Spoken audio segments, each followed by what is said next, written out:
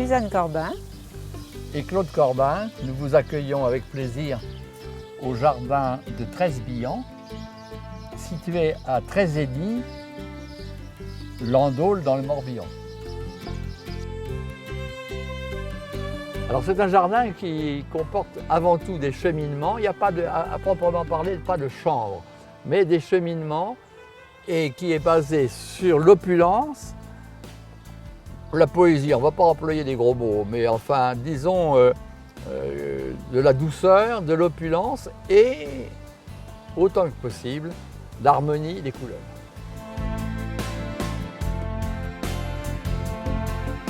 Nous avons sur la façade est une allée qui est toute dans les tons jaunes et bleus. Le reste, nous cherchons des harmonies plutôt dans les roses, gris, rose, bronze et doré. Voilà les dominantes que nous recherchons.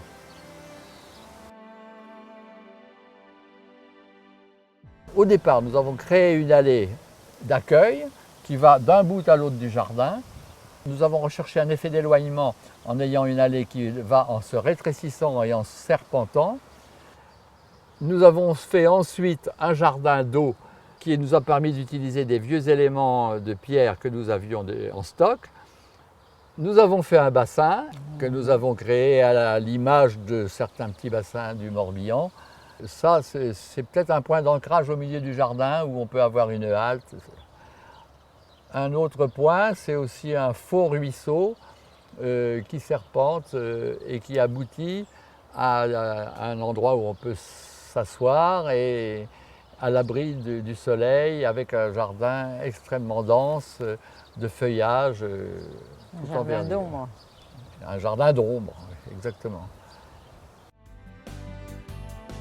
Les différents parterres se sont mis en place tout doucement jusque dans les années 2008-2009. Et depuis, nous avons décidé d'arrêter les implantations pour garder de l'air quand même.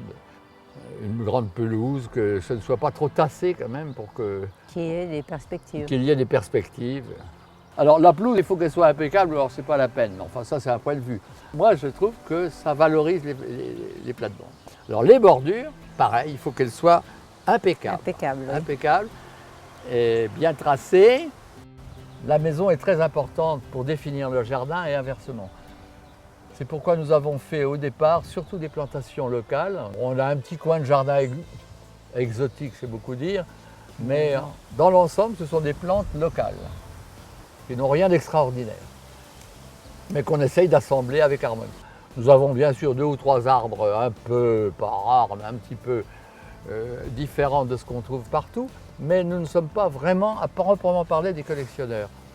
Avant tout, c'est l'harmonie qui nous guide. On essaye de faire quelque chose d'harmonieux.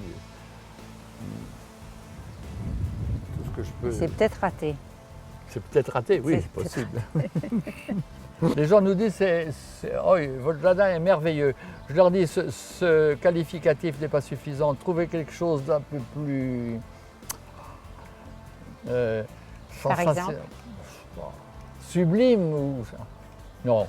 En général, les gens sont satisfaits, d'autant que l'entrée est gratuite.